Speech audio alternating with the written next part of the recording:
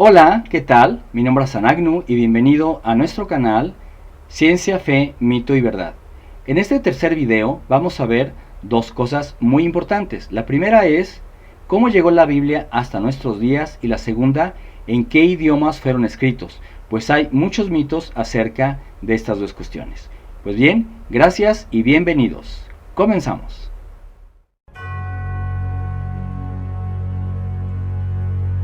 La puerta, fidelidad, Christianismus paganus, la novia perdida de Dios, la esposa elegida por Dios, la muerte de Leviatán, el imperio romano hoy, entrevista con Dios, una luz en la oscuridad, el poder del 7, mandamientos cuánticos, Mía es la venganza 1 y 2.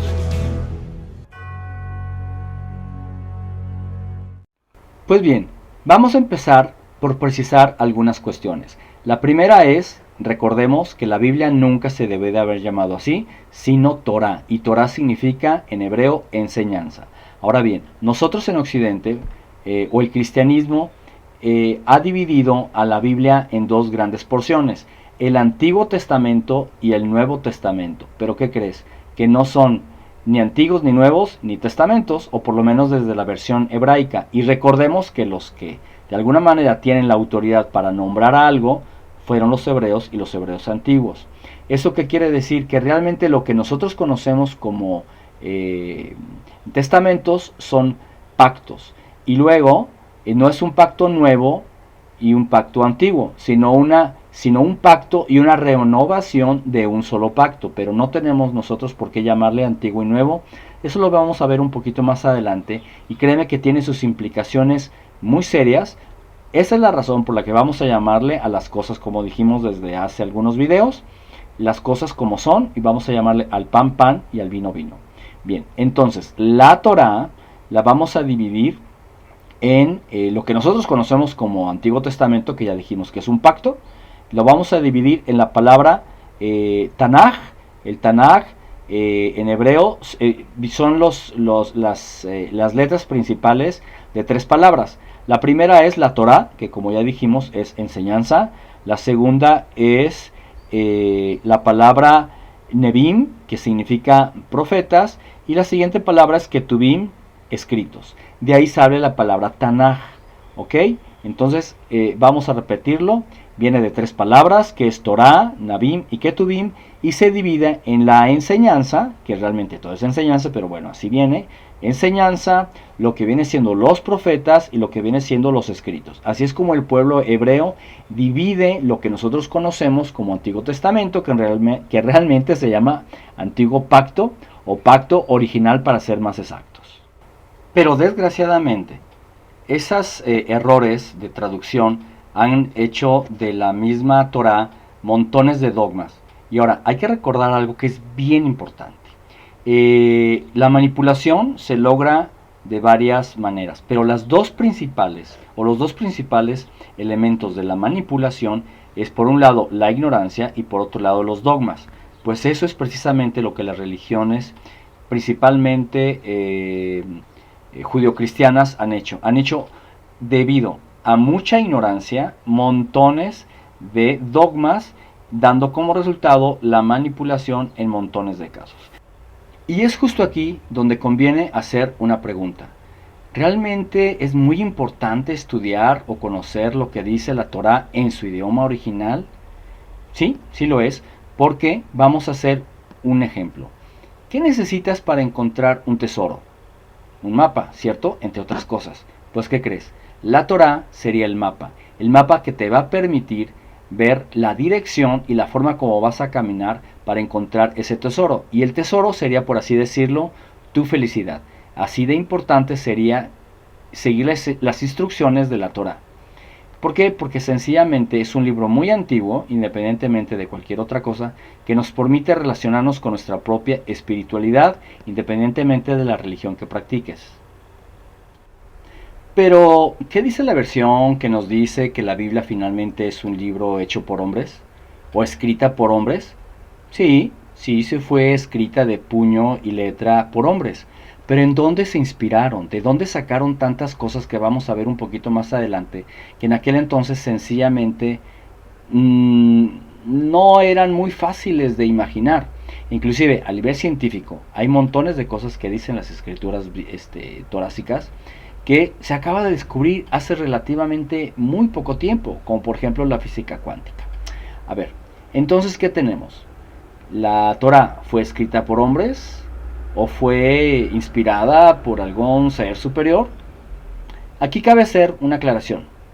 Si bien es cierto que la Torah fue escrita por muchos años, estamos hablando que la Torah se escribió en un periodo pues más o menos alrededor de 1000 años.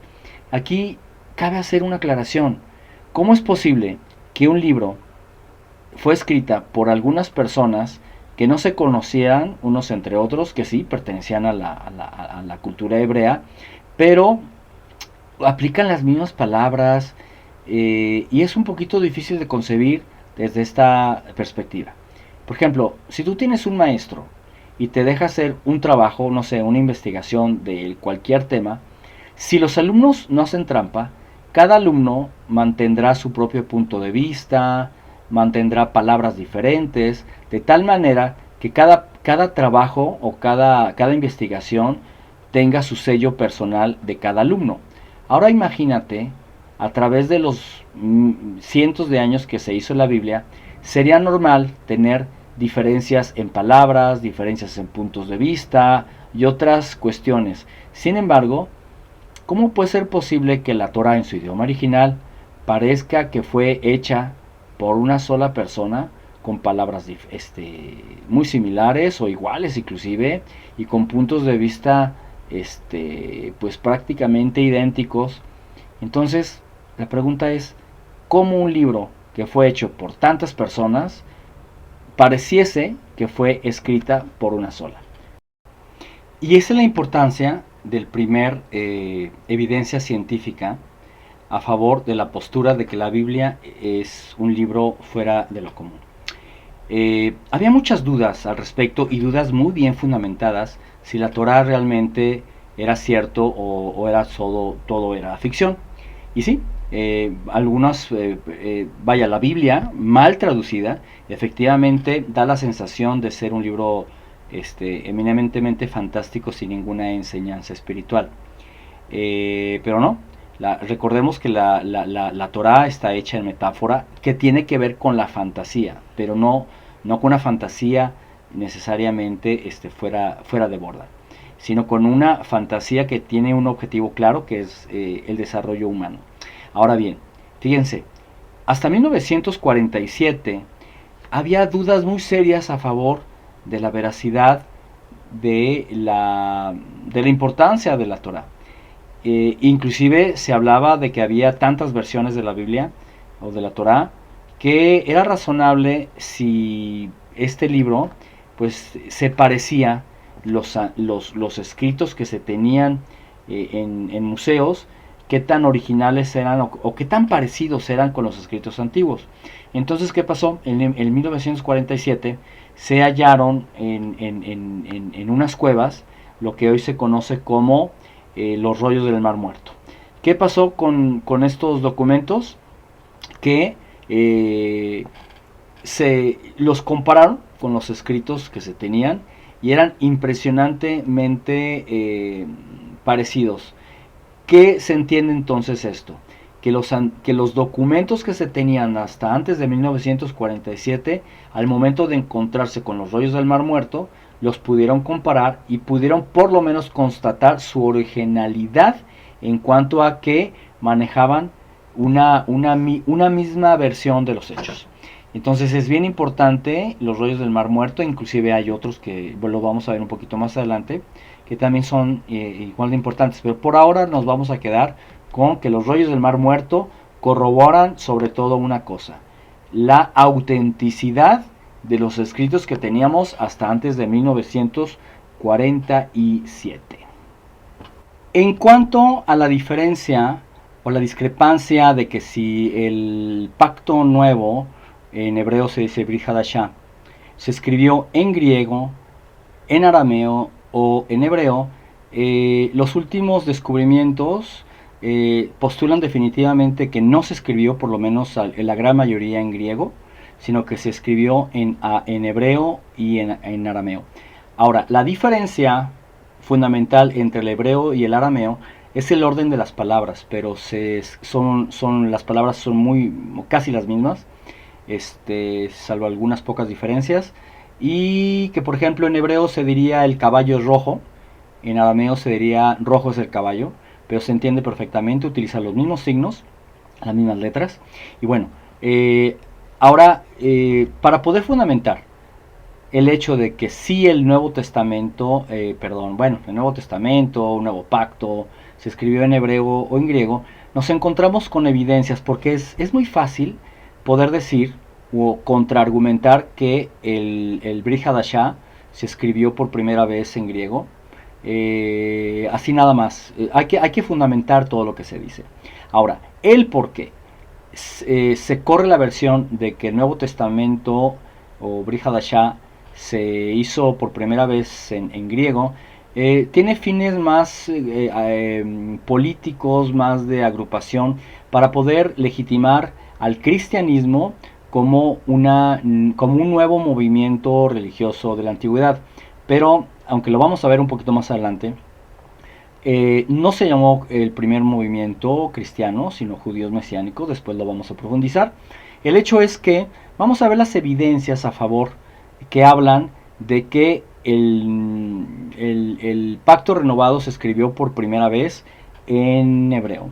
Y para eso vamos a citar, por ejemplo, cuando el historiador Papías de Hierápolis dijo alrededor del año 130 lo siguiente, lo voy a leer para ser un poquito más exacto. Dice, Mateo ordenó en lengua hebrea los dichos del Señor y cada uno los interpretó, los tradujo, ¿verdad? Sería mejor dicho, conforme a su capacidad. Entonces fíjese qué interesante, dice Mateo ordenó en lengua hebrea, no dijo en lengua griega, sobre todo por una situación. En aquel entonces el arameo y el hebreo era la lengua corriente del antiguo Israel. Sí se hablaba griego, pero se hablaba griego como nosotros ahorita hablamos el inglés. Solamente los comerciantes o personas de mayor rango social hablaban las dos lenguas. Ya después, con el paso de los siglos, sí efectivamente el griego fue sustituyendo al hebreo y al arameo, pero eso fue alrededor de como 9 siglos después. En los tiempos de Yeshua era hebreo y arameo. Yo no dudo que Yeshua haya hablado griego, era una persona culta, pero definitivamente, como les comento, tenemos esta gran evidencia. Y luego también dice que Irineo, que fue un religioso que vivió alrededor del año 170, dice también, Mateo también escribió un evangelio entre los judíos en su propia lengua. Fíjense bien qué interesante, en su propia lengua, obviamente está hablando de el hebreo. Tenemos también el teólogo griego Clemente de Alejandría, que en el año 200 dijo, la epístola a los hebreos fue escrita por Pablo a los judíos en lengua hebrea, pero cuidadosamente traducida por Lucas y publicada entre los griegos. Fíjense qué interesante. Ahí está afirmando que fue en hebreo y que después se tradujo, ¿verdad? Tenemos también otra evidencia que dice por el teólogo Orígenes en el año 215, y lo cito. El primer evangelio fue escrito según Mateo, el mismo que fue cobrador de impuestos. Fue escrito por los judíos en lengua hebrea. Y por último tenemos que Jerónimo, que fue un gran teólogo de aquel entonces, dijo, él, y se refiere a Pablo, siendo judío, escribió en hebreo su propia lengua y en la que tenía mejor fluencia, y las cosas más elocuentes escritas en hebreo fueron cuidadosamente traducidas al griego. ¿Qué tenemos entonces? Son 5 evidencias muy fuertes de grandes teólogos de la época, digamos el primero o segundo siglo, donde afirman que por lo menos los escritos que citan ellos fueron escritos en hebreo. Y es lógico, no podemos pensar en aquella época, por ejemplo, una carta a los hebreos en griego. ¿Por qué? Porque hablaban hebreo. Bueno, ¿Eso a qué nos lleva, mis amigos? Que según los datos que yo saqué, son 14 cartas que suman un 51,8% del pacto renovado. Ahora bien, si como asumimos estos evangelios y otros escritos fueron en hebreo, nos da, fíjense qué interesante, un 55,5% de cartas en hebreo. Es decir, vamos a suponer que solamente llega al 55,5% de cartas en hebreo. Eso nos diría que la gran mayoría del pacto renovado sí se escribió en hebreo, tumbando definitivamente que el nuevo pacto se hizo en lengua griega. De ahí que es muy importante poder llevar los escritos griegos a una estructura hebrea para poder entender muchísimo mejor los mensajes que se han perdido durante siglos, y créanme que de veras se ha perdido muchísima de la esencia de la Biblia por traducirlos, ya sea por ignorancia o muchas veces por amañamiento. El pacto renovado al griego, y luego fue al latín, luego fue al alemán, y luego al inglés, y por último lo tenemos, ¿verdad?, al español. Son demasiadas manos. Esa es la razón por la cual montones de versículos no cuadran, y pues hacen ahí grandes estragos a nivel teológico, doctrinal, porque no se puede practicar algo que por momentos se contradice. Y bueno, vamos a seguir entonces con lo que sigue. Recordemos una cosa: el hebreo para los hebreos no era solamente una lengua, era una lengua santa. Por eso totalmente la reticencia del pueblo hebreo para adoptar la lengua griega, con también este dato que es muy importante. Los romanos, bueno, todos los pueblos de aquel entonces, pues ya la gran mayoría ya hablaba otras lenguas. Estamos hablando del griego en este caso, después fue el latín, etc. Pero como para el pueblo hebreo la lengua hebrea era una lengua santa, fue una de las razones principales por las cuales rechazaban el griego, porque era hablar la lengua, políticamente hablando, que de un pueblo que fueron oprimidos. Entonces para ellos el griego era sinónimo de opresión. Esa es una de las razones psicológicas por las cuales el pueblo hebreo se negaba totalmente hablar griego. Claro, con el paso de los siglos, bueno, se fue perdiendo porque inclusive se fue prohibiendo. Pero para cuando el Brit Hadashah se escribió, todavía los romanos no estaban en suficiente tiempo en la tierra de Israel. Estamos hablando de unos 70 años.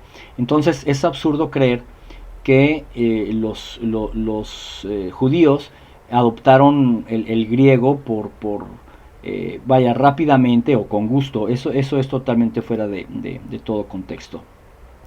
Y como yo les decía hace un momento, no fue hasta el siglo IX cuando, ahora sí, el hebreo empezó a desaparecer. Ahora, resulta muy interesante, dirían algunos, bueno, pero ¿cómo tenemos o qué evidencias tenemos de eso ahora? Es muy fácil, miren. Por ejemplo, tenemos la peshita hebrea que se utilizaba y todavía se utiliza en algunas comunidades. Hoy se utiliza la peshita hebrea. ¿Quiénes la utilizan? Por ejemplo, la Iglesia de Oriente, la Católica Caldea, la Ortodoxa Siria, y la Moranita.